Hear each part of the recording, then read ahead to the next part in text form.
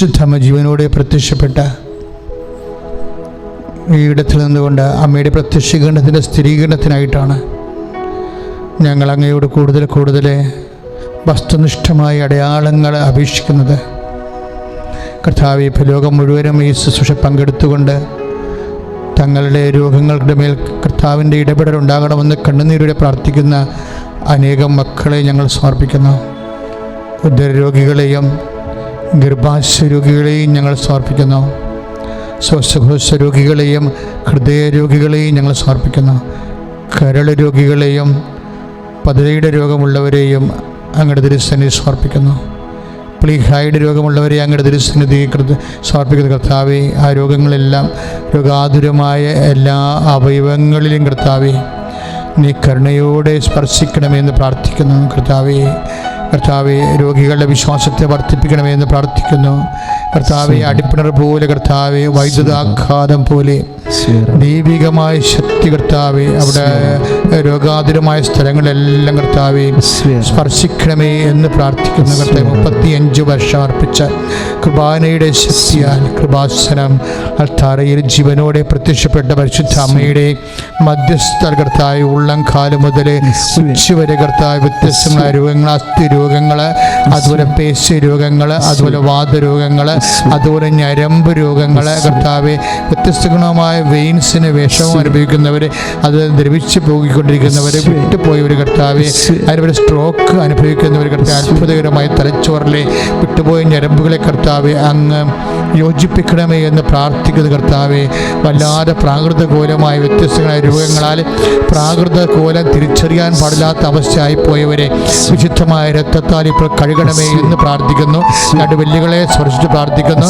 Cancer രോഗികളെ സമർപ്പിച്ച് പ്രാർത്ഥിക്കുന്നു. കർത്താവെ, കശേരികൾ അകന്നു പോയവർ, പൊടിഞ്ഞു പോയവർ കർത്താവെ, ഡിസ്ലൊക്കേറ്റ് ആയവർ കർത്താവെ സമർപ്പിച്ച് പ്രാർത്ഥിക്കുന്നു. അരിസസ് രോഗികളെ സമർപ്പിച്ച് പ്രാർത്ഥിക്കുന്നു. ആൾസർ രോഗികളെ സമർപ്പിച്ച് പ്രാർത്ഥിക്കുന്നു. PCOD രോഗികളെ, പിസ്റ്റുല രോഗികളെ കർത്താവെ, ശരീരത്തിലെ വ്യത്യസ്തങ്ങളായ ഇടങ്ങളിൽ മുഴകളുള്ളവരെ, സിസ്റ്റുകളുള്ളവരെ കർത്താവെ സമർപ്പിച്ച് പ്രാർത്ഥിക്കുന്നു. തൈറോയിഡ് രോഗികൾ, ടോൺസൈറ്റ് രോഗികൾ, ശ്വാസകോശ രോഗികളെ, തൊണ്ട രോഗികൾ, സംസാരിക്കാൻ പറ്റാത്തവരെ, സംസാരിക്കാൻ സ്വരം കിട്ടാത്തവരെ കർത്താവെ സമർപ്പിച്ച് പ്രാർത്ഥിക്കുന്നു. നാവിന് രുചി നഷ്ടപ്പെട്ടവരെ, നാവിന് ക്യാൻസർ ഉള്ളവർ, തൊണ്ടയിൽ പഴുക്കുന്നവർ കർത്താവെ അങ്ങയുടെ ദുരിസന്നിധി സമർപ്പിച്ച് പ്രാർത്ഥിക്കുന്നു.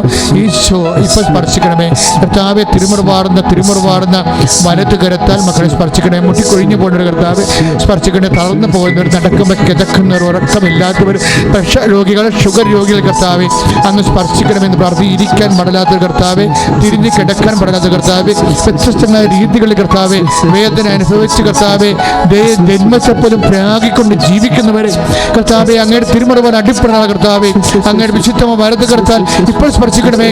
എന്റെ കർത്താവിന്റെ ഉന്നതമായ നാമത്തിൽ സഭയുടെ അധികാരത്തെ കുറിച്ചിന്റെ അടയാളത്തിൽ ദൈവശക്തിയാൽ മാർഗരോഗങ്ങളെ യേശു നാമത്തിലെ സൗഖ്യമാകട്ടെ.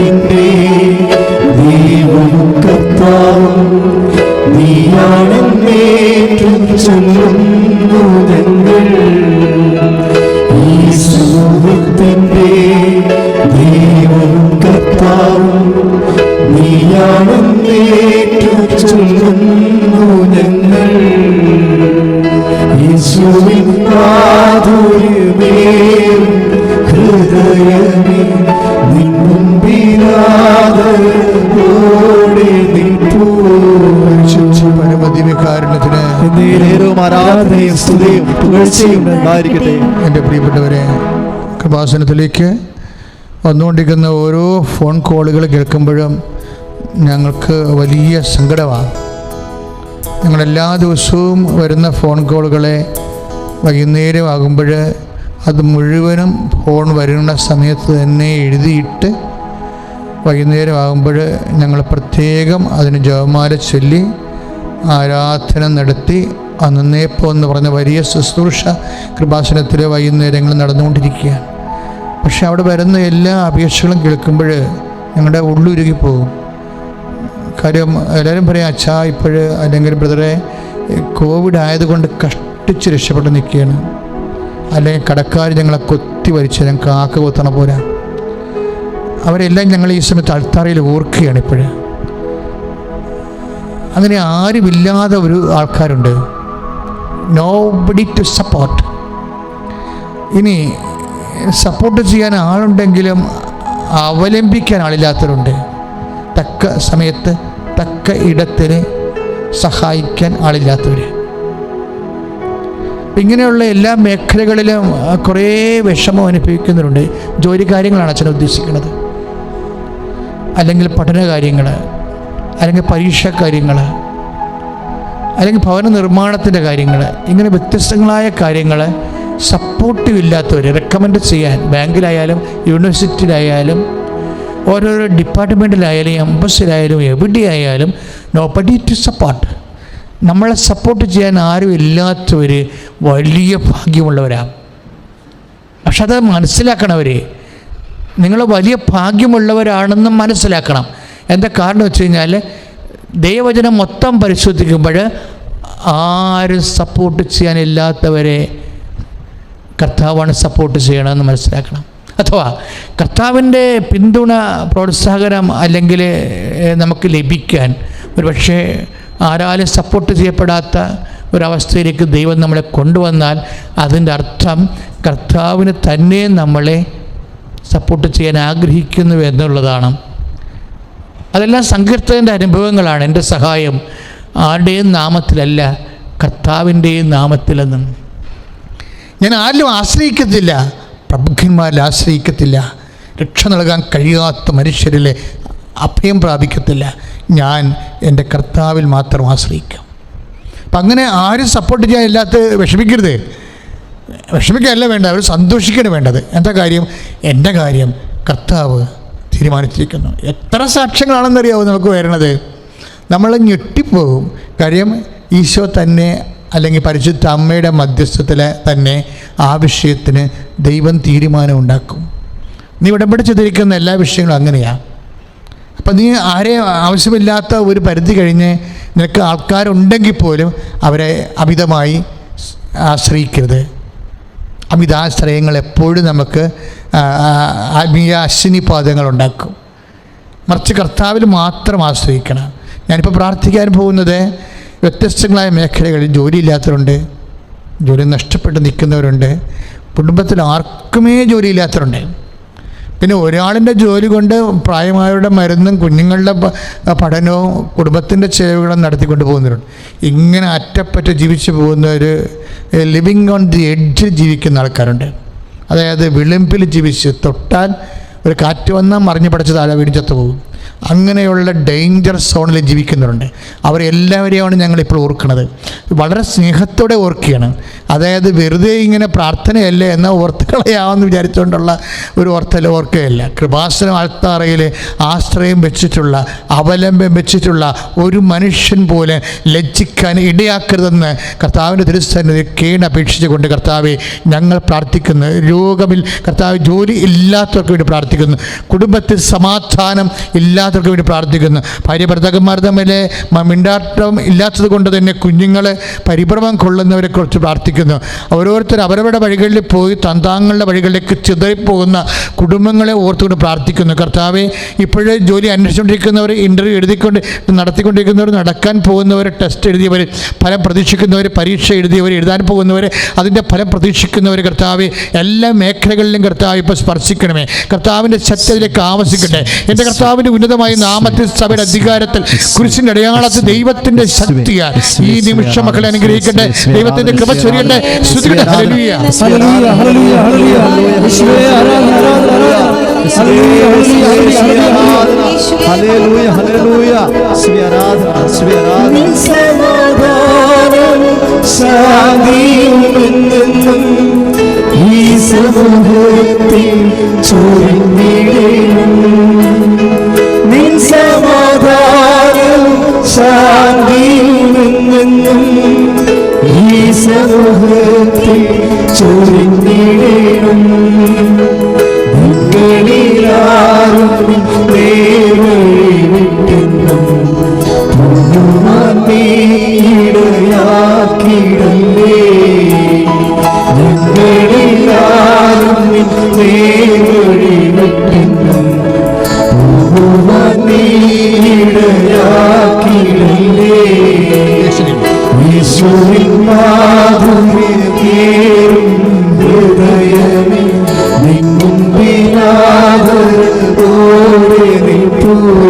പരമദിവ്യകാരുണ്യത്തിന് ആരാധനയും സ്തുതിയും പുകഴ്ചയും ഉണ്ടായിരിക്കട്ടെ. മക്കളെ ഇരിക്കുക. വളരെ ശാന്തമായിട്ട് കർത്താവിൻ്റെ ദിവ്യകുർബാനയിൽ നിന്നുള്ള വലിയ ശക്തി നിങ്ങളിലേക്ക് കടന്നു വരുന്നുവെന്നുള്ള ജാഗ്രത വേണം. അല്ലാതെ ഫോണും വെച്ചുകൊടുത്ത് കണ്ടുവച്ചും പിന്നീട് അവർ വീട്ടിൽ ഓരോരുത്തർ കയറി വരും, അവരോട് സംസാരിക്കും, ഇവരോട് സംസാരിക്കും, പിന്നെ ഫോണിട്ട് നോക്കും. അങ്ങനെ ദൈവത്തെ ആക്ഷേപിക്കുന്ന പരിപാടി, ആരാധനയെ ആക്ഷേപിക്കുന്ന പരിപാടി ചെയ്യരുത്. കൃത്യമായിട്ട് ഈ ആരാധനയിലൂടെ കർത്താവ് എന്നെ ഇവിടെ കൊണ്ടുവന്നതാണ്. നിനക്ക് വിശ്വാസം കുറവാണെങ്കിലും ഇത് കൂടണ ഒരു സമയമാണ്. കർത്താവ് നിന്നെ സന്ധിക്കാൻ പോകുന്ന സമയമാണ്. നിൻ്റെ കണ്ണിനെ കർത്താവിന് സമർപ്പിക്കുക, നിൻ്റെ കാതുകളെ കർത്താവിന് സമർപ്പിക്കുക. കർത്താവെ, ഇപ്പോഴീ നിമിഷം കർത്താവെ, വചനങ്ങളാൽ ഞങ്ങളെല്ലാവരെയും അഭിഷേകം ചെയ്യണമെന്ന് പ്രാർത്ഥിക്കുന്നു. വചനത്തോട് ജനങ്ങൾക്ക് കൊതി തോന്നണമേ കർത്താവെ. വചനത്തോട് ജനങ്ങളോട് സംസാരിക്കണമേ കർത്താവെ. വിശ്വാസം കുറഞ്ഞു പോയവരെ കർത്താവ്, അവരെല്ലാം കർത്താവെ അങ്ങ് ഇപ്പോൾ സ്പർശിക്കണമേ. പ്രാർത്ഥന എരിവില്ലാത്തവർ കർത്താവെ, അവരെ ഇപ്പോൾ സ്പർശിക്കണമെന്ന് പ്രാർത്ഥിക്കുന്നു. എൻ്റെ കർത്താവിൻ്റെ ഉന്നതമായ നാമത്തിൽ, സഭയുടെ അധികാരത്തിൽ, ക്രിസ്തുവിന്റെ അടയാളത്തിൽ ദൈവശക്തിയായി ഞങ്ങളെ ആശീർവദിക്കുന്ന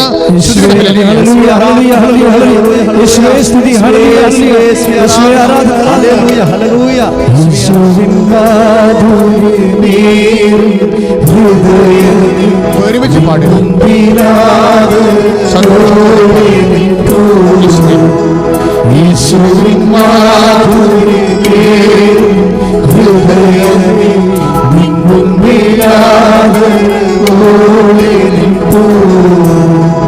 ഈ സമൂഹത്തിൻ്റെ ദൈവം കർത്താവും നീയാണെന്നേറ്റു ചൊല്ലുന്നു. കുടുംബത്തിൻ്റെ ഈ കുടുംബത്തിൻ്റെ ദൈവം കർത്താവും നീയാണെന്നേറ്റു ചൊല്ലുന്നു. കുടുംബത്തിൻ്റെ ഈ കുടുംബത്തിൻ്റെ ദൈവം കർത്താവും നീയാണെന്നേറ്റു ചൊല്ലുന്നു ഞങ്ങൾ. വലിയൊരു പാട്ടാണ്, ശരിക്കും വലിയൊരു ഗാനമാണ്.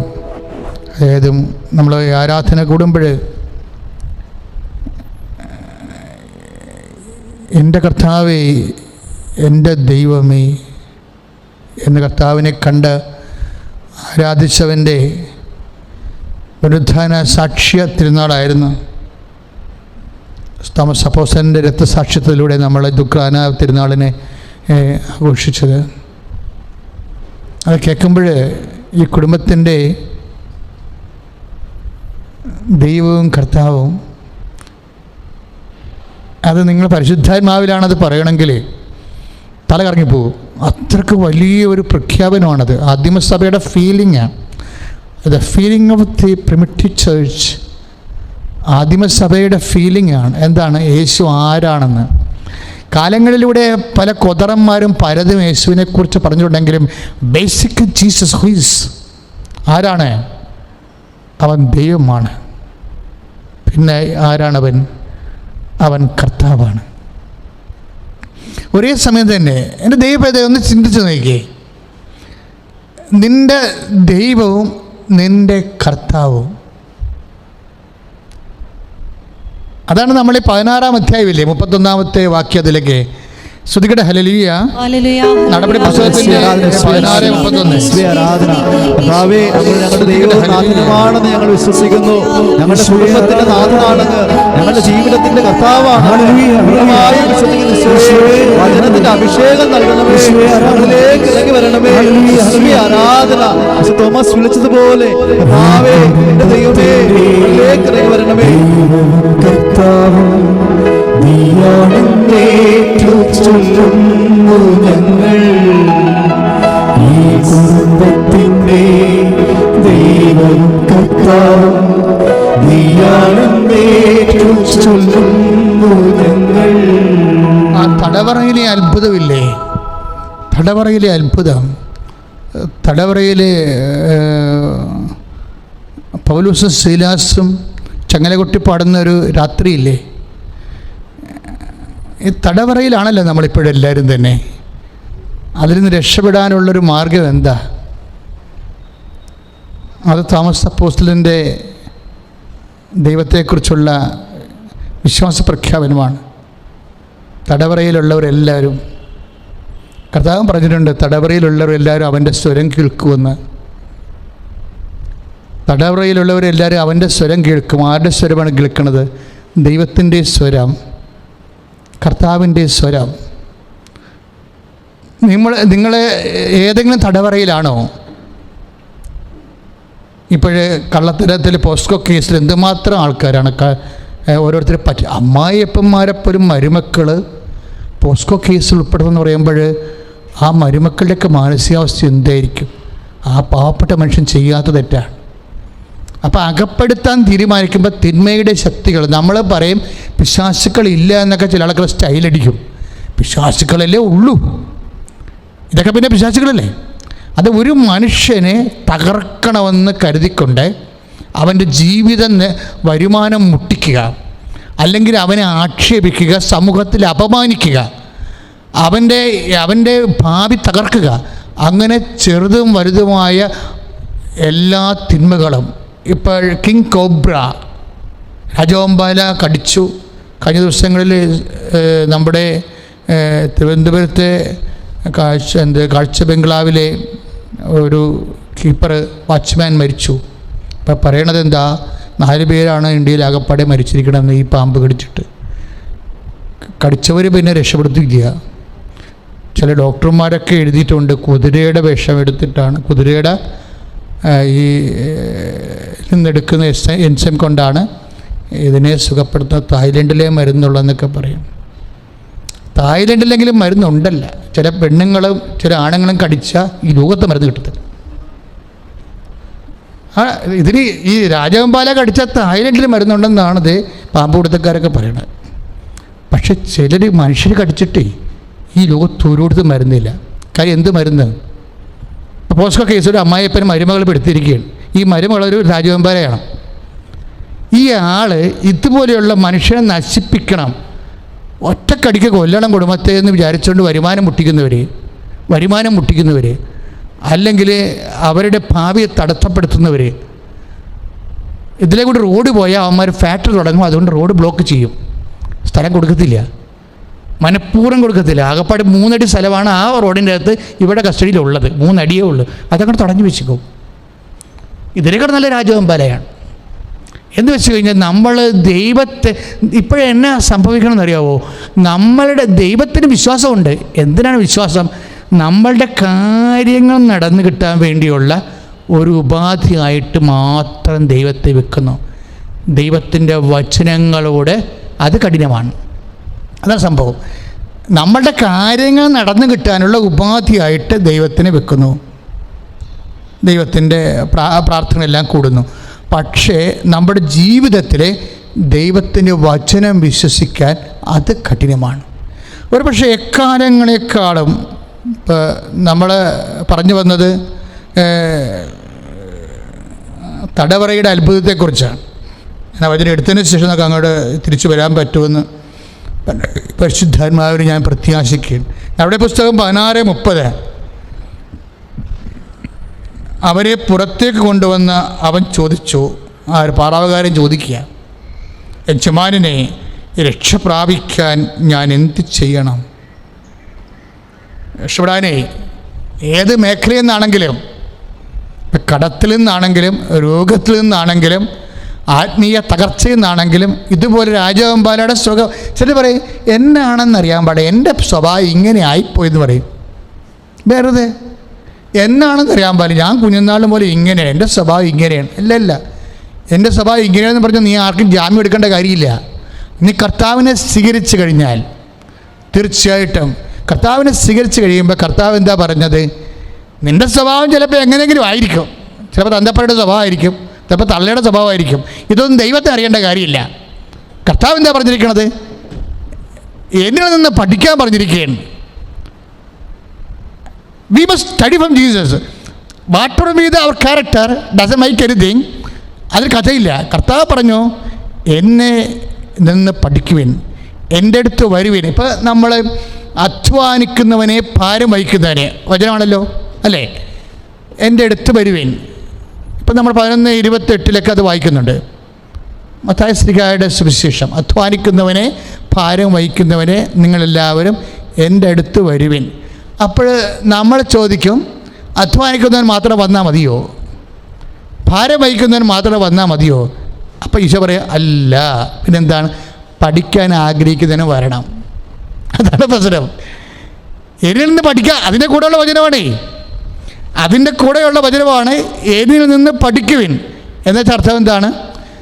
നമ്മളുടെ ദൈവവുമായ അടുത്ത ബന്ധം ഉണ്ടാക്കണമെന്നുണ്ടെങ്കിൽ, എൻ്റെ സ്വഭാവം ഇങ്ങനെയാണ്, ഞങ്ങളുടെ കുടുംബത്തോടെ ഇങ്ങനെയാണ് അതിന് പറഞ്ഞിട്ട് കാര്യമില്ല. You must study from Jesus. എന്താ ഈശോ പറയണത്? എന്നിൽ നിന്ന് പഠിക്കുവിൻ. കാരണം അവനാരാ? അവൻ മനുഷ്യൻ്റെ രക്ഷയുടെ അവസാന വാക്കാണ്.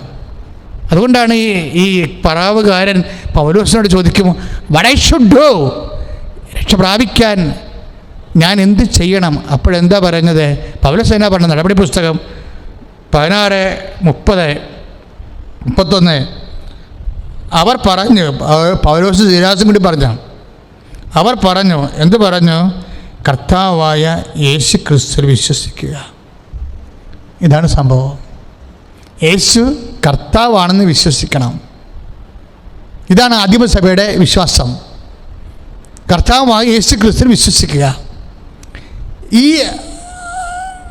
ഇത് ആദ്യം പക്ഷെ പറഞ്ഞത് ആരാണ്? സെൻറ് തോമസാണ് പറഞ്ഞത്. യേശു കർത്താവാണെന്ന്. എൻ്റെ കർത്താവേ, എൻ്റെ ദൈവമേ.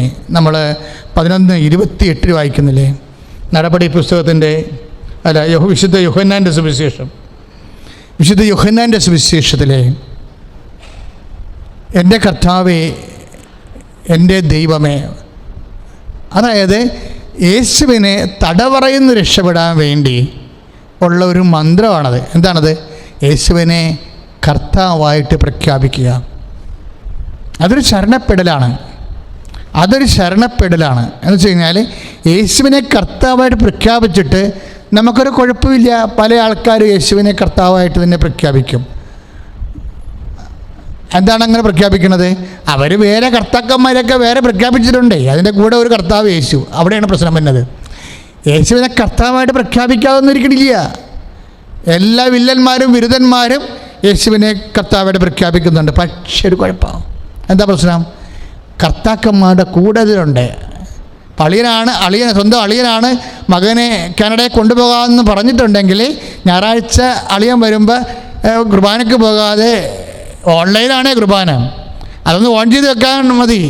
അത് ഓൺ ചെയ്ത് പോലും വെക്കാതെ അളിയനെ സൽക്കരിക്കാൻ വേണ്ടി വാട്ടിച്ചടിക്കാൻ വേണ്ടി രണ്ടും കൂടി കുപ്പിയും ഗ്ലാസ്സിൽ കൊണ്ടിരിക്കുമ്പോൾ അളിയനെ അവിടെ കർത്താവാകും. അവിടെയാണ് പ്രശ്നം പറ്റുന്നത്. വേറെ പ്രശ്നമില്ല.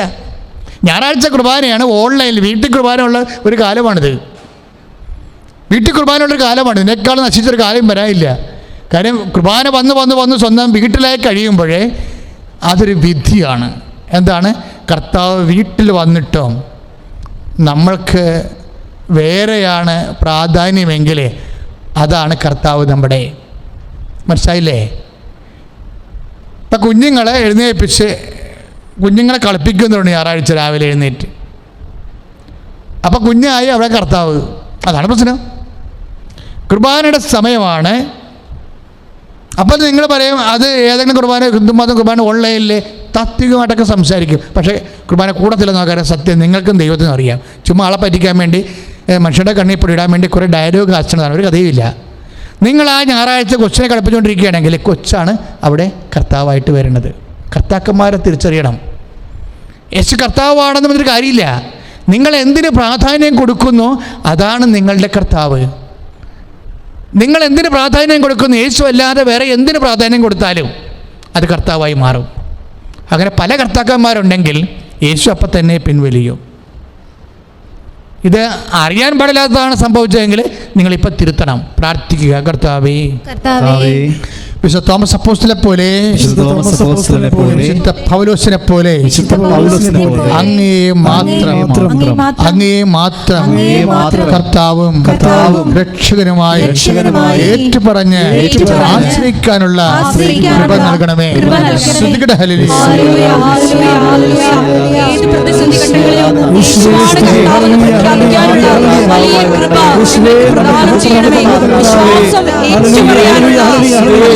അഭിഷേകം ഞങ്ങൾക്ക് പ്രദാനം ചെയ്യണമേ. Hallelujah, hallelujah, hallelujah. ദൈവം കർത്താവും എല്ലാവരും ഈ കുടുംബത്തിന്റെ ദൈവം കർത്താവും നീയാണെന്നേറ്റു ചൊല്ലുന്നു ഞങ്ങൾ. യേശുവിൻ മാധുര്യമേറും ഹൃദയമേ നിന്നും പിതാവ് ഓടി നിൽക്കൂ. നിങ്ങളൊന്ന് ചിന്തിച്ച് നോക്കിയൊരു 1.5 കൊല്ലത്തിന് മുമ്പ് ക്രിസ്ത്യാനികൾ തന്നെ കുർബാനയ്ക്ക് പോകാതെ ചായക്കട നടത്തിയിട്ടുണ്ട് അല്ലേ? പീടികയും നടത്തിയിട്ടുണ്ട്. പ്രാക്കപ്പെട്ടത് നിങ്ങൾ ഇപ്പം ഏത് കടയാണ് നിങ്ങൾ തുറന്നു വെച്ചിരിക്കണത്? നിങ്ങളെ കട അടപ്പിച്ച ആൾക്കാരതൊക്കെ കാണുന്നുണ്ടോ? ആരില്ല. കൊറോണ എന്ന് പറഞ്ഞാൽ കാണാൻ പറ്റാത്ത സാധനത്തിനാണ് നീ കട അടപ്പിച്ചിരിക്കണേ. എങ്ങനെയുണ്ട് പരിപാടി? നിങ്ങൾ എത്രയോ കാലം കർത്താവിനെ വഞ്ചിച്ചവരാണ്. നിങ്ങൾക്ക് 10 പൈസ ഇപ്പോഴാണ് കച്ചവടം നടക്കണമെന്ന് പറഞ്ഞുകൊണ്ട് കുർബാനയ്ക്ക് പോകാതെ ഞായറാഴ്ച വരെ വിറ്റവരാൾക്കാരാണ് ഇപ്പോഴും കടയും അടച്ചിരിക്കണതില്ലേ? നിങ്ങൾക്ക് കടമാണെന്ന് പറഞ്ഞിട്ടേ ഏത് കർത്താവ് കേൾക്കാനാ? നിങ്ങൾ കർത്താവിനെ വിറ്റതല്ലേ ആൾക്കാരല്ലേ? ഒരു ഞായറാഴ്ച കുർബാനയുടെ വില എന്താണെന്ന് അറിയാൻ പാടില്ലാതെ 10 പൈസ നേട്ടം ഉണ്ടാക്കാൻ പണമല്ലേ കർത്താവായപ്പോൾ? അപ്പോൾ നിങ്ങൾക്ക് ആ കാലങ്ങളിലെല്ലാം എന്നെല്ലാം നിങ്ങൾ ദൈവത്തെ മറന്ന് പണത്തിന് പ്രാധാന്യം കൊടുത്തിട്ടുണ്ടോ? പണം കർത്താവായിട്ടുണ്ട്. യേശു കർത്താവാണെന്ന് ആണ് അപ്പോൾ സഭയുടെ വിശ്വാസം. നിങ്ങൾ തട പറയുന്ന രക്ഷപ്പെടണമെന്നുണ്ടെങ്കിൽ ഈ യേശു കർത്താവാണെന്ന് പ്രഖ്യാപിക്കണം. പണമാണോ, കുഞ്ഞാണോ, ഭാര്യയാണോ, ഭർത്താവാണോ, ജോലിയാണോ? ഇപ്പം ട്യൂഷൻ എന്തുമാത്രം കുഞ്ഞുങ്ങളെ പോയിരിക്കണേ? എന്തുമാത്രം കുഞ്ഞുങ്ങൾ ട്യൂഷന് പോയിരിക്കണം? ഈ കോവിഡ് കാലത്ത് ഇപ്പോൾ നിങ്ങൾ ഓൺലൈനിൽ പഠിക്കണം. ശരി, ഓൺലൈനിൽ പരീക്ഷ ഇനി 5 കൊല്ലം കഴിയുമ്പോൾ 2 കൊല്ലം കഴിയുമ്പോൾ കോവിഡ് കാലം കഴിയുമ്പോഴേ ഓൺലൈനിൽ പഠിച്ചുപോയും പരീക്ഷ എഴുതിയ ആൾക്കാരെയും ആ സർട്ടിഫിക്കറ്റിൻ്റെ ക്വാളിറ്റി എന്താണെന്ന് നമുക്ക് ഇപ്പോഴും അറിയത്തില്ല. അവിടെയാണ് പ്രശ്നം വരണത്. നിങ്ങൾ പണ്ട് കെമിസ്ട്രി ഫിസിക്സൊക്കെ പഠിക്കാൻ വേണ്ടി ഞായറാഴ്ച കുർബാന വരെ കട്ട് ചെയ്തുകൊണ്ട് മാതാപിതാക്കന്മാരെ കുഞ്ഞുങ്ങളെ ട്യൂഷൻ തള്ളിവിട്ടില്ലേ? ഇപ്പോൾ നിങ്ങൾക്ക് ഓരോരുത്തർക്കും തള്ളിവിടാനില്ല. തള്ളിവിട്ടാൽ ഇങ്ങോട്ട് വരുമ്പോൾ തന്നെ നിങ്ങൾ കുഞ്ഞുങ്ങളാണെന്ന് പറഞ്ഞാൽ നിങ്ങൾ കയറ്റത്തില്ല. എന്താ കാര്യം? എവിടെയൊക്കെ പോയി മരുന്ന് എങ്ങനെ അറിയാൻ പറ്റും? അതുപോലെ കുഞ്ഞുങ്ങളെ പിടിച്ച് വെച്ചുകൊണ്ടിരിക്കണം. ഇപ്പോഴും വീട്ടിൽ പിടിച്ച് വെച്ചുകൊണ്ടിരിക്കുകയാണ്. ഈ കുഞ്ഞുങ്ങളെയാണല്ലോ നിങ്ങൾ തള്ളിവിട്ടത് കഴിഞ്ഞ കാലങ്ങളിലെല്ലാം ദൈവത്തിനെ മറന്നുകൊണ്ട്, വേദപാഠം മറന്നുകൊണ്ട്, ഞായറാഴ്ച കുർബാന മറന്നുകൊണ്ട്, കുഞ്ഞുങ്ങൾ കുമ്പസാരിച്ചൊന്നും നിങ്ങൾ ചോദിച്ചിട്ടില്ല. നിങ്ങളിപ്പോൾ മാസ്ക് വെച്ചോ എന്ന് ചോദിക്കണില്ലേ? എത്ര മാതാപിതാക്കന്മാരെ കുഞ്ഞുങ്ങളോട് ചോദിച്ചിട്ടുണ്ട്, നിങ്ങൾ കുമ്പസാരിച്ചോ, നിങ്ങൾ കുർബാന സ്വീകരിച്ചിട്ടുണ്ടോ? മാസ്ക് വെച്ചാ, കൈ സാനിറ്റൈസ് ചെയ്താ? നാണം ഉണ്ടോ നിങ്ങൾക്ക്? നിങ്ങളുടെ കർത്താവ് ആരാണ്? ആരോഗ്യമാണോ കർത്താവ്? അപ്പം അങ്ങനെയാണെങ്കിൽ തീർച്ചയായിട്ടും എൻ്റെ മക്കൾ അനുദപിക്കേണ്ടി വരും. ദൈവത്തെ തള്ളിപ്പറഞ്ഞ കാലങ്ങളെ ഓർത്തുകൊണ്ട് അനുദപിക്കേണ്ടി വരും. ഒരു പരിശുദ്ധ കുർബാനയേക്കാൾ ഉപരി മാസ്കിനും പ്രാധാന്യം കൊടുക്കുന്ന ഒരു കാലത്ത് നമ്മൾ ജീവിക്കാൻ ഇടയാക്കിയിട്ടുണ്ടെങ്കിൽ അതിന് ഉത്തരവാദികൾ ആരായിരിക്കും? തീർച്ചയായിട്ടും നമുക്ക് അനുദപിക്കേണ്ടി വരും. പ്രാർത്ഥിക്കുക. കർത്താവായ ദൈവമേ, നിന്നെക്കാൾ ഉപരി കർത്താവായിട്ട് പണത്തെ കണ്ടിട്ടുണ്ട്, പ്രസ്ഥാനങ്ങളെ കണ്ടിട്ടുണ്ട്, കർത്താവേ എന്റെ വ്യവസായങ്ങളെയും വ്യാപാരങ്ങളെയും കണ്ടിട്ടുണ്ട്. ഞാനങ്ങനെ മറന്നു ജീവിച്ചിട്ടുണ്ട്. മാപ്പ് നൽകണമേ.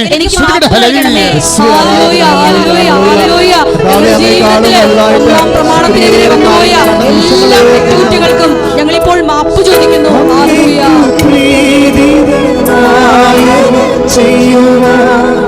ഞങ്ങളെ നീ തന്നെ അനുഗ്രഹിക്കൂ. അങ്ങേക്കു പ്രീതിതമായവ ചെയ്യുവാൻ ഞങ്ങളെ നീ തന്നെ അനുഗ്രഹിക്കൂ. അങ്ങേക്കു വേദന ചേർക്കുന്നതൊന്നുമേ ചെയ്യാതിരിക്കുവാൻ നീ തുണയ്ക്കൂ. അങ്ങേക്കു വേദന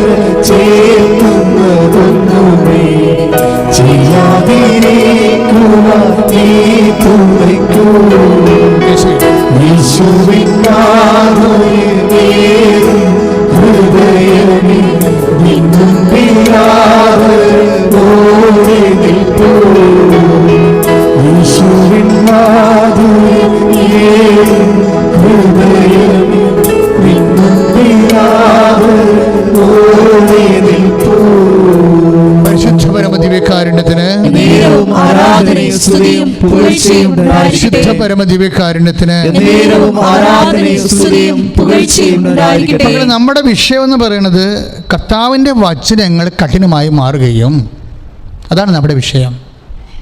കർത്താവിൻ്റെ വചനങ്ങൾ കഠിനമായി മാറുന്നു.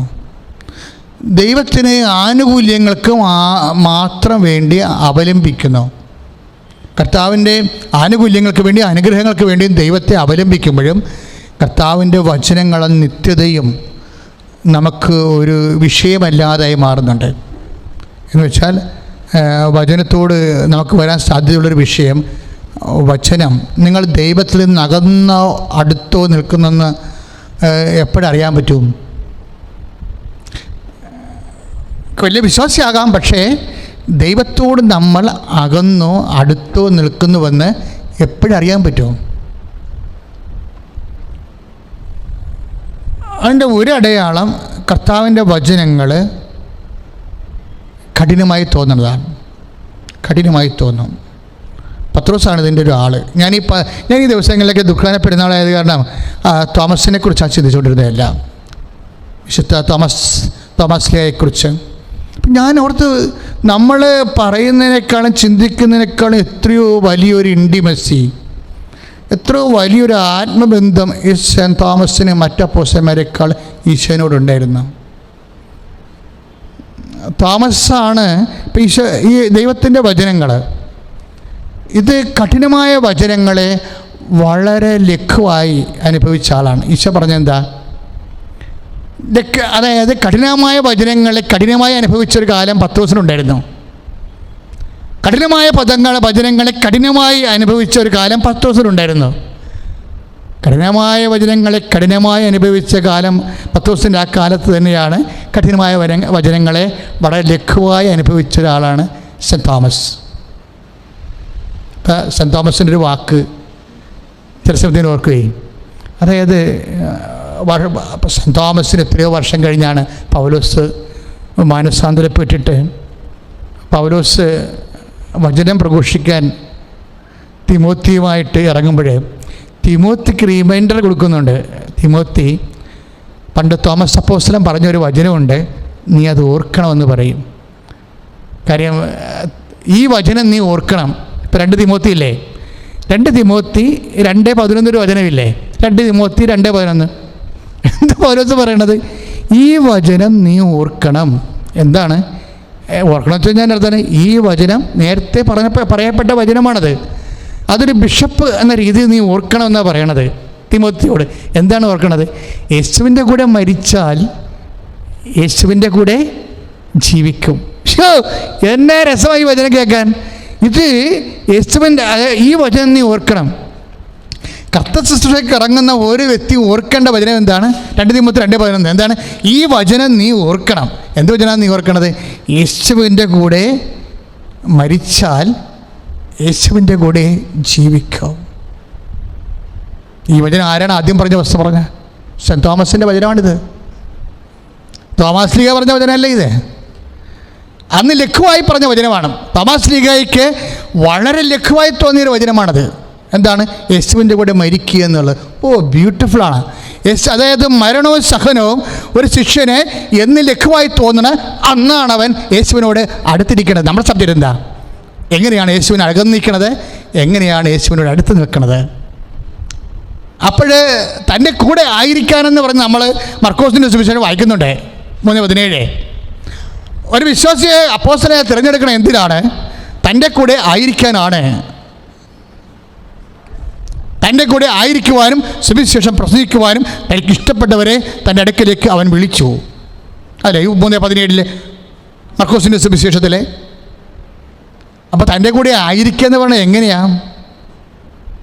തൻ്റെ കൂടെ ആയിരിക്കുക എന്ന് പറഞ്ഞാൽ എന്താ, ഇങ്ങനെ അപ്പോസ്തലന്മാരൊക്കെ ഗോതമ്പൊക്കെ തിന്നുകൊണ്ട് കർത്താവിൻ്റെ കൂടെ സാബത്ത് ദിവസം നിയമവും തെറ്റിച്ച് നടന്ന പോലെയുള്ള കൂടെ ആയിരിക്കലാണോ?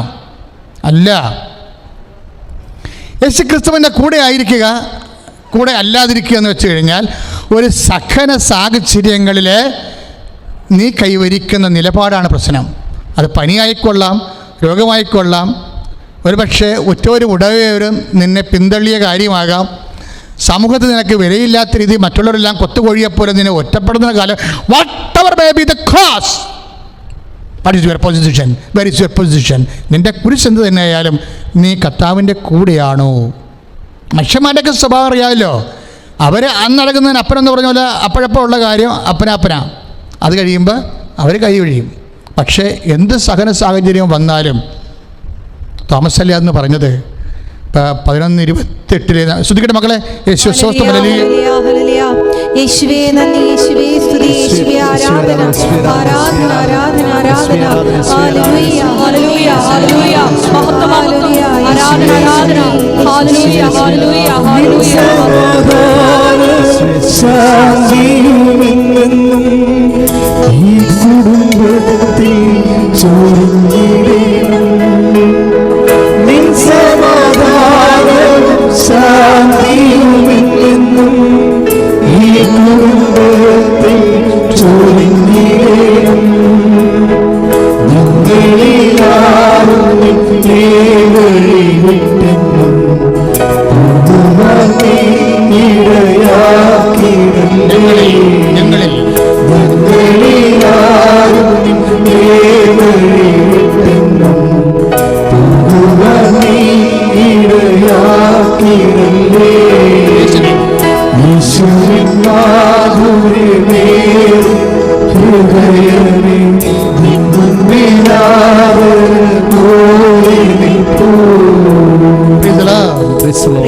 അതാണ് യോഹന്നാൻ്റെ സുവിശേഷം 11:16 നമ്മൾ വായിക്കണില്ലേ? എന്താ വായിച്ചത്? അതായത് നമുക്കും പോയി അവനോടുകൂടെ മരിക്കാം. ഈ വാക്ക് ആദ്യം പറഞ്ഞതാരാ? സെൻറ്റ് തോമസാണ്. ഈ വാക്ക് 11:16 ഈ വാക്കാണ് വർഷങ്ങൾക്ക് ശേഷം പൗലോസ് അപ്പോസ്തലൻ തിമോത്തിയോട് പറയണത്. എന്താ കാര്യം? ഈ വചനം നീ ഓർക്കണം. 2 തിമോത്തി 2:11 ഈ വചനം നീ ഓർക്കണം. ഇത് മഹാമനുഷ്യൻ പറഞ്ഞൊരു വചനമാണ്. കർത്താവിനെ ഇവിടെ മരിക്കാൻ വേണ്ടി കച്ച കെട്ടി ഇറങ്ങിയ ചോപ്പ് നാട ബിഷപ്പിനെ പോലെ കെട്ടി ഇറങ്ങിയ ഒരു മനുഷ്യനുണ്ട്, സെൻറ്റ് തോമസ്. അവൻ പണ്ട് പറഞ്ഞ വാക്കാണിത്. ഈ വചനം നീ ഓർക്കണം. എന്താണ്? കർത്താവിനോട് മരിക്കുന്നവരെ കർത്താവിൻ്റെ കൂടെ നേടും. ദൈവമേ, കർത്താവിൻ്റെ കൂടെ മരിക്കുക എന്ന് വെച്ച് കഴിഞ്ഞാൽ നമ്മളെ കുറിച്ചത്തേക്ക് മരിക്കുക എന്നല്ലേ അർത്ഥം. സഹന സാഹചര്യങ്ങൾ വാട്ട് എവർ ഇറ്റ് കംസ്, നമ്മളത് കർത്താവിൻ്റെ നാമത്തിലെടുക്കും. അത് നമുക്ക് കഠിനമാകരുത്, കഠിനമാകില്ല, അത് ലഘുവാകും. എപ്പോഴാണ് സഹനം ലഘുവാകണത്? അതാണ് നമ്മൾ മത്തായിയുടെ സുവിശേഷത്തിൽ കണ്ടത്. കർത്താവ് വിളിക്കണത് എങ്ങനെയാണ്? ശിഷ്യന്മാരെ മാത്രമല്ല, എല്ലാവരെയും വിളിക്കണത് എങ്ങനെയാണ്? കർത്താവ് അധ്വാനിക്കുന്നവനെ, ഭാരം വഹിക്കുന്നവനെ എൻ്റെ അടുക്കൽ വരിക. എന്തിനാണ്? എൻ്റെ ഭാരം ലഘുവാണ്, എന്നിൽ നിന്ന് പഠിക്കാനാണ്. ജീവിതത്തിൻ്റെ ഭാരവുമായിട്ട് കഴുത്ത് ഇടറി നടക്കുന്നവനെ കം ടു മീ. എന്തിനാണ് വരേണ്ടത്? ഞാൻ നിന്നെ ആശ്വസിപ്പിക്കാവുന്ന വാക്കാണ് നമ്മൾ ഉടനെ പറയണത്. താഴെ വാക്കുണ്ട് എങ്ങനെ ആശ്വസിപ്പിക്കണം എന്നുണ്ടെങ്കിൽ. എന്താണ് ചെയ്യേണ്ടത്? എന്നിൽ നിന്ന് പഠിക്കുവിൻ. എന്താണ് പഠിക്കേണ്ടത്? ഈ പാഠം വളരെ ലഘുവാണ്, കട്ടിയല്ലെന്നാണ് പറയണത്. കട്ടിയല്ല. ഇപ്പോൾ 11:29, 30 വായിക്കത്തില്ലേ? മത്തായി ശ്ലീഹ 11:30 എന്താണ്? എന്തെന്നാൽ എൻ്റെ നുകം വഹിക്കാൻ എളുപ്പമുള്ളതാണ്, ഭാരം ലഘുവാണ്. അപ്പോൾ ലഘുവാണ് ശരിക്കും. കർത്താവിൻ്റെ വചനങ്ങളെല്ലാം ലഘുവാണ്, ബേസിക്കലി ലഘുവാണത്. ചില ആൾക്കാർക്ക് അത് കഠിനമായിട്ട് തോന്നുന്നതാണ്. You got the point. അധ്വാനിക്കുന്നവനും ഭാരം വഹിക്കുന്നവനും ജീവിതഭാരം പേറുന്നവന് നിൻ്റെ സഹനത്തിൻ്റെ ഭാരം എന്ത് തന്നെയായാലും when we take the name of Jesus Christ it will be light. അതിനെന്ത് പറ്റും? അത് കർത്താവിനുള്ള സ്നേഹത്തെ പ്രതി ദൈവസ്നേഹം നിറയുമ്പോൾ നമുക്കത് കർത്താവിന് വേണ്ടിയാകുമ്പോൾ നമുക്കത് ലഘുവായി തോന്നും. യേശുക്രിസ്തുവിൻ്റെ കർത്താവിനോട് അടുക്കുന്നതും അകലുന്നതും എങ്ങനെ അറിയാൻ പറ്റുമെന്ന് ചോദിച്ചാൽ, കർത്താവിനോട് നമ്മൾ അകലെ ആണ് നിൽക്കണമെന്നുണ്ടെങ്കിൽ നമുക്ക് അത് ഭാരമായി തോന്നും. കർത്താവിനോട് അടുത്താണ് നമ്മൾ, ദൈവസ്നേഹത്തിൽ ഒട്ടിയാണ് നമ്മൾ നിൽക്കണമെന്നുണ്ടെങ്കിൽ നമുക്ക് ഓരോരോ ബുദ്ധിമുട്ടുകളെ ലഘുവായി തോന്നും. ബേസിക്കലി വേർഡ് ഓഫ് ഗോഡ് വളരെ ലൈറ്റ് വെയ്റ്റ് ആണ്. നിങ്ങൾ ശരിക്കും പറഞ്ഞാൽ ഒരു ദൈവ പൈതലെ പ്രാർത്ഥിക്കേണ്ടത് എന്താണെന്ന് അറിയാവോ? വചനം ലഘുവായി ഗ്രഹിക്കാൻ എൻ്റെ അധരങ്ങളെ അഭിഷേകം ചെയ്യാൻ പ്രാർത്ഥിക്കണം എന്ന് പ്രാർത്ഥിച്ചേ. കർത്താവേ, ഭാരപ്പെട്ട കാലങ്ങളില് അങ്ങയുടെ വചനങ്ങള് മധുരമായി തോന്നാൻ അങ്ങയുടെ വചനം നടപ്പിൽ വരുത്തുന്ന ഉത്തരവാദിത്വം ലഘുവായി തോന്നുവാൻ കർത്താവേ അഭിഷേകം ചെയ്യണമേ. വചനം ലഘുവായി അനുഭവിക്കുവാൻ എന്നെ അഭിഷേകം ചെയ്യണമേ. ശ്രുതിക്കട്ടെ.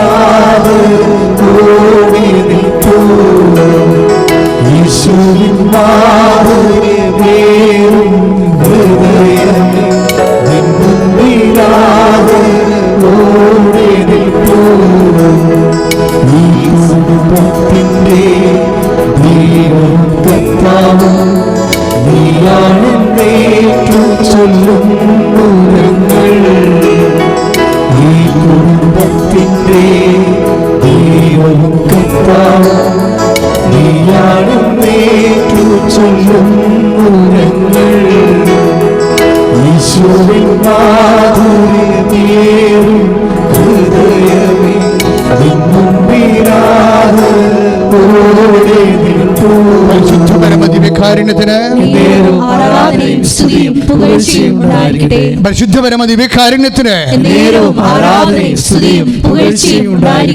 പ്രിയമുള്ളവരെ, പത്രോസിന് വചനം കഠിനമായ 2 കാലങ്ങളുണ്ട്. ആ സമയത്ത് വചനം സെൻറ്റ് തോമസിന് ലഘുവായിരുന്നു. സെയിം വേർഡ് ഓഫ് ഗോഡ് ഒരു ശിഷ്യന് കഠിനവും ഒരു ശിഷ്യന് എങ്ങനെയാണ് ലഘുവാകുന്നത്? That's A difference. അതാണ് വ്യത്യാസം. പത്രോസ് ഉദാഹരണത്തിന് നമ്മുടെ ലാസറിനെ ഉയർപ്പിക്കാൻ പോകുന്ന സമയത്ത് അപ്പോസ്തലന്മാർ പറയുന്ന കർത്താവിനെ തടയുന്നൊരു ഭാഗമുണ്ട്. എന്താ പറയണത്?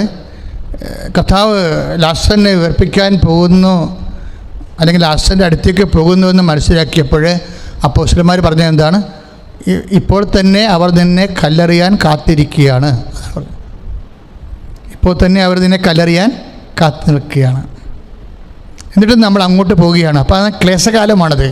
കർത്താവിൻ്റെ കൂടെ പോകുന്നത് ക്ലേശകരമായിട്ട് അപ്പോസ്തലന്മാർ അനുഭവിക്കുന്ന ഒരു സമയമാണ്. നമുക്കും ദൈവത്തിൻ്റെ കൂടെ പോകുന്നത് ക്ലേശകരമായിട്ടുള്ള സമയമുണ്ടാകും. ഒത്തിരി ഇപ്പോൾ നമ്മൾ ഒരു സ്ഥലത്ത് കടം മേടിച്ചെന്ന് വിചാരിച്ചോ, നമുക്ക് പണം വരികയും ചെയ്തു.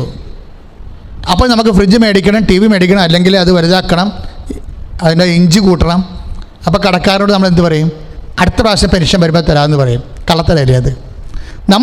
നമ്മുടെ TVയുടെ ബ്രിത്ത് വർദ്ധിപ്പിക്കാൻ വേണ്ടി, അതിൻ്റെ ഇഞ്ച് വർദ്ധിപ്പിക്കാൻ വേണ്ടി നമ്മൾ അരി വെക്കാനുള്ള, ഇത് കൊണ്ടുവന്നതിൻ്റെ അരി വെക്കാനുള്ളതിൻ്റെ കടം നമ്മളിവിടെ പൂത്തി വെച്ചിട്ട് നമ്മുടെ സൗകര്യങ്ങൾക്ക് വേണ്ടി എടുക്കുമ്പോൾ കർത്താവിൻ്റെ വചനം നമ്മുടെ മുന്നിലുണ്ട്. നീ കാണിക്കുന്നത് തെറ്റാണെന്ന് പറഞ്ഞു കഴിഞ്ഞാൽ തൽക്കാലം ആ തെറ്റാണെന്ന് പറഞ്ഞ ബൈബിൾ മടച്ചു വെക്കും. ഇതാണ് സംഭവം. കഠിനം എന്ന് പറയണത് കഠിനമായിട്ടല്ല, വാസ്തവത്തിൽ ആർക്കാണ് ദൈവവചനം ആരിലേക്കാണ് വരണത് അവനെ വേണമെങ്കിൽ പിശാചെന്ന് വിളിക്കാം, നമുക്ക് ദൈവമെന്ന് വിളിക്കാം. ദൈവവചനം ആരിലേക്ക് വന്നു അവരെ ദൈവങ്ങളെന്ന് വിളിച്ചെന്ന് പറഞ്ഞ പോലെ തന്നെയുള്ള അതിൻ്റെ ഷാഡോ വേർഡാണ് ദൈവവചനം ആരിലേക്ക് വന്നു അവരെ പിശാചെന്ന് വിളിച്ചെന്ന്. എന്താ കാര്യം?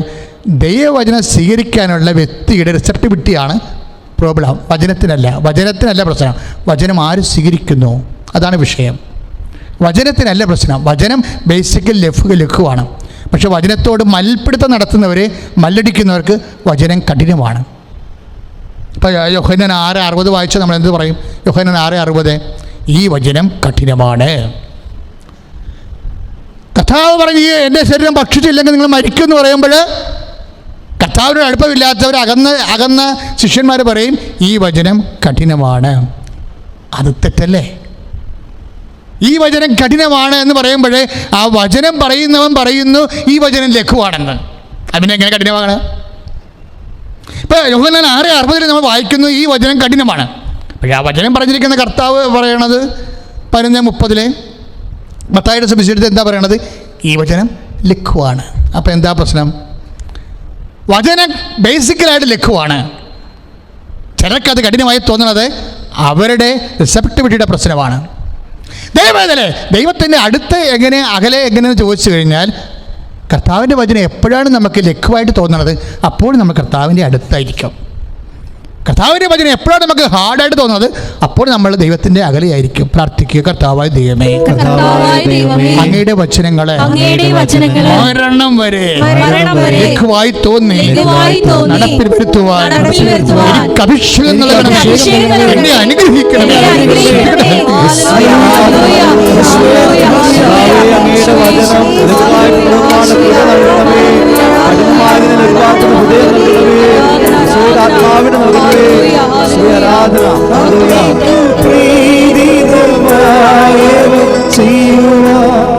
ഞങ്ങളെ നീ തന്നെ അനുഗ്രഹിക്കൂ.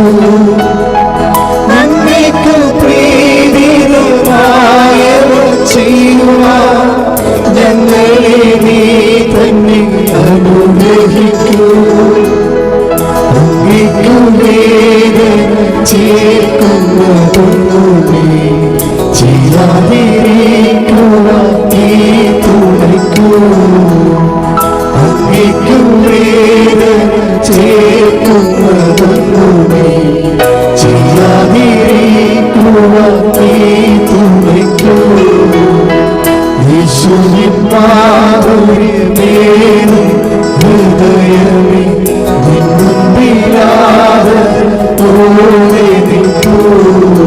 പരിശുദ്ധപരമത്തിന്റെ കാരുണ്യത്തിന് പ്രിയമുള്ളവരെ, പത്രോസ് രണ്ട് സമയത്ത് സഹനത്തിൻ്റെ 2 സമയങ്ങളിൽ പത്രോസിന് വചനം കഠിനമാകുന്നുണ്ട്. അതായത് 2 സമയങ്ങളിൽ കർത്താവ് കുരിശിനെക്കുറിച്ച് പറയുന്ന സമയം, അല്ലെങ്കിൽ കർത്താവിൻ്റെ പീഡാനുഭവം. ഇപ്പോൾ തന്നെ കർത്താവിൻ്റെ പീഡാനുഭവങ്ങൾ തന്നെ മത്തായി 16:22 വചനയില്ലേ എന്താണ്? നമ്മൾ ജെറുസലേമിലേക്ക് പോവുകയാണ്. അവിടെ മനുഷ്യപുത്രൻ ശത്രുക്കരങ്ങി ഏൽപ്പിക്കപ്പെടും. അവർ അവനെ പീഡിപ്പിക്കും, അവൻ മരിക്കും, 3-ാം ദിവസം ഉയർത്തെഴുന്നേൽക്കും എന്ന് പറയുമ്പോൾ പത്രോസിന് ആ വചനം കഠിനമായി തോന്നും. പത്രോസ് എന്ത് പറയും? 16:22 ഇത് നിനക്ക് സംഭവിക്കാതിരിക്കട്ടെ എന്ന് വെച്ചാൽ ഞങ്ങൾക്ക് സംഭവിക്കാതിരിക്കട്ടെ എന്നാണ് അർത്ഥം. ഇത് നിനക്ക് സംഭവിക്കാതിരിക്കട്ടെ, so that we may be also safe. അതാണ് സംഭവം. ഇത് നിനക്ക് സംഭവിക്കാതിരിക്കട്ടെ എന്നാണ് പറയണത് 16:22. പത്രോസിന് ജെറുസലേം കഠിനമാകുന്നു. ജെറുസലേം മഹത്വത്തിൻ്റെ രാജ്യമാണ്, അല്ലേ? ദൈവം മഹത്വത്തിൻ്റെ മിസ്ഹ ഇതെല്ലാം സഹിച്ച് മഹത്വം പ്രാപിക്കുന്നത് ജെറുസലേമിൽ വെച്ചാണ്. ആ മഹത്വത്തിൻ്റെ രാജ്യം, പട്ടണം പത്രോസിന് സംഭവിക്കാൻ പറ്റാത്ത സങ്കടത്തിൻ്റെ പട്ടണമായിട്ട് അനുഭവിക്കുക. അതാണ് 16:22 പറയണത്. ഇത് നിനക്ക് സംഭവിക്കാതിരിക്കട്ടെ. ഈ പത്രോസ് തന്നെയാണ് 11:12 ഇപ്പോൾ മത്തായി ശ്ലീഹായുടെ സുവിശേഷം അല്ലേ 16:22. ഈ പത്രോസ് തന്നെയാണ് യോഹന്നാന്റെ സുവിശേഷത്തിൽ പറയുന്നത് 11:12 എന്താ പറയണത്? ലാസ്റ്റ് ഉയർപ്പിക്കാൻ പോകുന്നെന്ന് മനസ്സിലാക്കിയപ്പോൾ പത്രോസ് പറയും, കർത്താവ് പറയും നമ്മുടെ സ്നേഹിതനായ ലാസർ ഉറങ്ങുകയാണ്. അപ്പോൾ പത്രോസ് പറയും നല്ല കാര്യം, ഉറങ്ങണവരെ കിടന്ന് ഉറങ്ങിക്കോട്ടെ, why should we disturb them? അതാണ് പ്രശ്നം.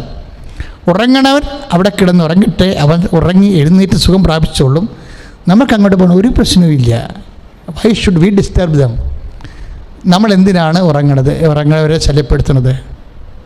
അതാണ് 11:12 അവിടെയും കർത്താവിൻ്റെ കൂടെ പോകാൻ പത്രോസ് തയ്യാറല്ല. കാര്യം എന്താണ്?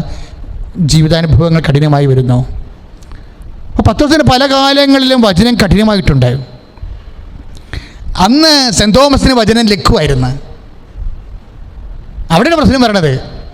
പത്രോസിന് വചനം കഠിനമായിരുന്നൊരു കാലത്ത് സെൻറ് തോമസിന് വചനം ലഘുവായിരുന്നു. ഉറങ്ങുകയാണെങ്കിൽ അവൻ ഉറന്നോട്ടെ, സുഖം പ്രാപിച്ചോളൂല്ലോ.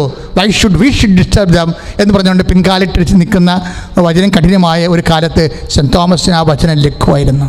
സെൻറ്റ് തോമസ് എന്ത് പറഞ്ഞു? Let's go and B with him. നമുക്കും പോയി അവൻ്റെ കൂടെ മരിക്കാം. എന്താണ്? അവന് വചനം ലഘുവായി. അവന് എങ്ങനെയാണ് വചനം ലഘുവായത്? ഇപ്പം നമുക്കും പോയി അവൻ്റെ കൂടെ 11:28 വായിക്കണില്ലേ നമ്മൾക്ക്? യോഹന്നാൻ്റെ സുവിശേഷം 11:28 നമുക്കും പോയി അവൻ്റെ കൂടെ മരിക്കാം എന്ന് പറഞ്ഞപ്പോൾ വചനം 10 ദിവസം കഠിനമായിരുന്നു. നിനക്ക് അതായത് അത് സെൻറ്റ് തോമസിന് അത് ലഘുവായി. എന്തുകൊണ്ടാണ് ലഘുവായത്? എന്തുകൊണ്ടാണ് സെൻറ്റ് തോമസിന് കർത്താവിൻ്റെ വചനം നമുക്കും പോയി അവനോട് മരിക്കാമെന്ന് പറഞ്ഞ വചനം ലഘുവാകാൻ കാരണം എന്താണ്? 2 തിമോത്തി 2:11 എന്താണ്? കർത്താവിൻ്റെ കൂടെ മരിക്കുന്നവരെ കർത്താവിൻ്റെ കൂടെ നേടും. ശ്രുതികട ഹല്ലേലൂയ.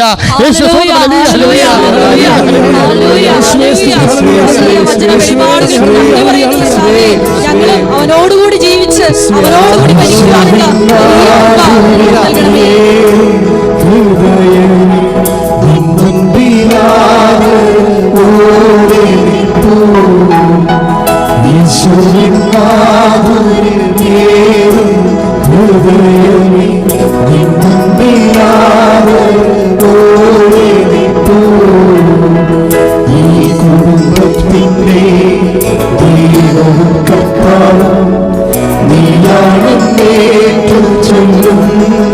ഒരുമിച്ച് പാടുക.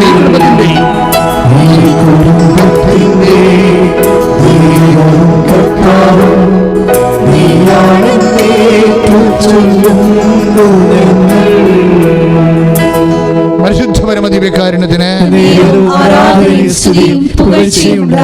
അപ്പോൾ സെൻറ്റ് തോമസിന് ആ അഭിഷേകം ഉണ്ടായിരുന്ന, എന്താണ് അഭിഷേകം ഉണ്ടായിരുന്നത്? കർത്താവിൻ്റെ കൂടെ മരിക്കുന്നവരെ കർത്താവിൻ്റെ കൂടെ ഉയർത്തെഴുന്നേൽക്കുമെന്ന നിത്യജീവനെക്കുറിച്ചുള്ള കോൺസെപ്റ്റാണത്. ഒരു പക്ഷേ ഏറ്റവും കൂടുതൽ നിത്യജീവനെക്കുറിച്ച് ബൈബിളിൽ ചിന്തിച്ചിട്ടുള്ള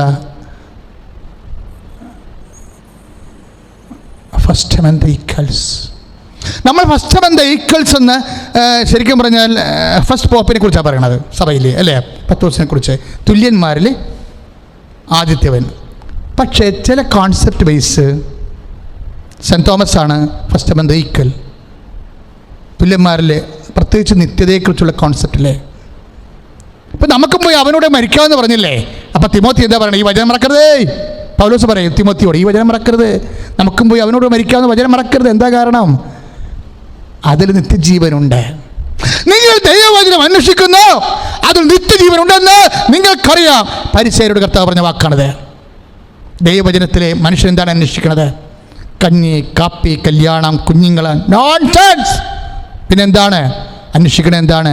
നിത്യജീവൻ. ദൈവവചനത്തിൽ നിത്യജീവനുണ്ടെന്ന് ആദ്യം കണ്ടെത്തിയ മനുഷ്യനാരാണ്? Cent Thomas. അവൻ പറഞ്ഞു നമുക്ക് അവൻ്റെ കൂടെ പോയി മരിക്കാം. കാരണം എന്താണ്? അവൻ്റെ കൂടെ മരിച്ചാൽ അവൻ്റെ കൂടെ ഉയർത്തു നിൽക്കും. ശ്രുതികടേ ഹല്ലേലൂയ, ഹല്ലേലൂയ, ഹല്ലേലൂയ.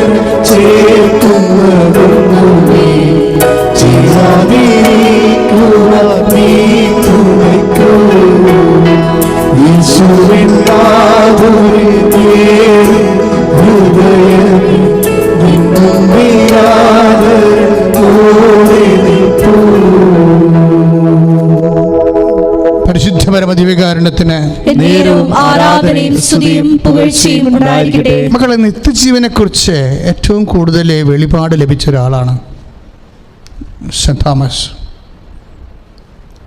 എന്തുമാത്രം സെൻറ് തോമസിന് നിത്യജീവനെക്കുറിച്ച് വെളിപാട് ലഭിക്കുന്നുവോ അത്രയും കർത്താവിനോട് അവൻ ഇൻറ്റിമസി ആയിരിക്കും. പക്ഷേ പ്രകടമായിട്ട് ഇൻഡിഫറൻസാണ്.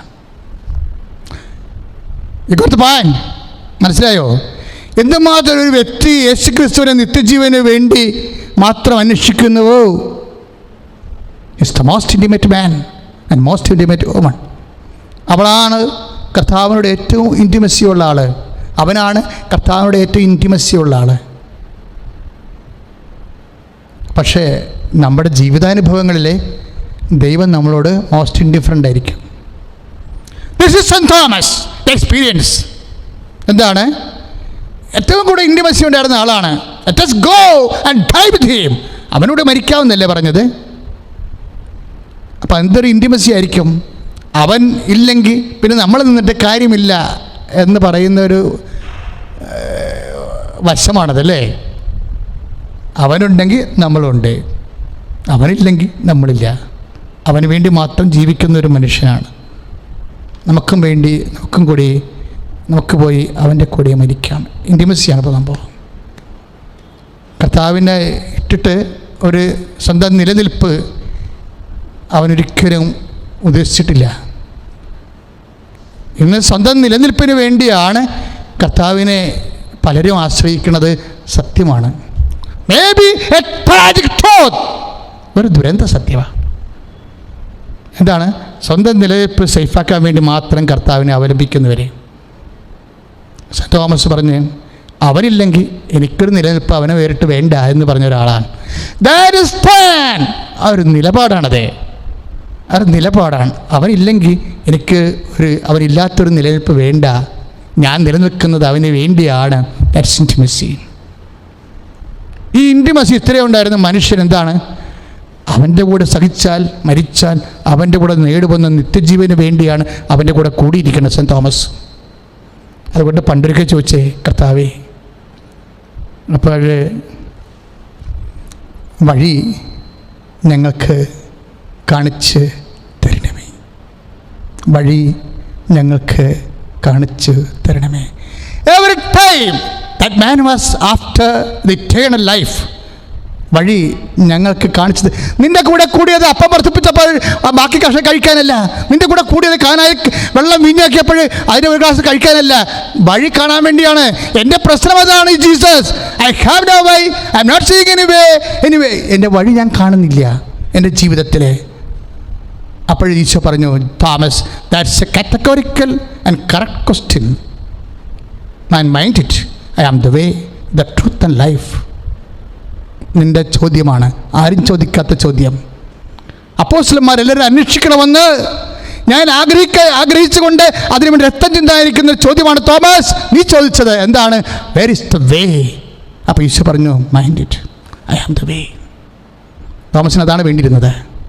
വഴി ആണെന്നറിയണം കർത്താവ്. അപ്പോൾ തോമസ്, ഞാൻ വഴി മാത്രമല്ല, ഞാൻ ജീവനാണ്.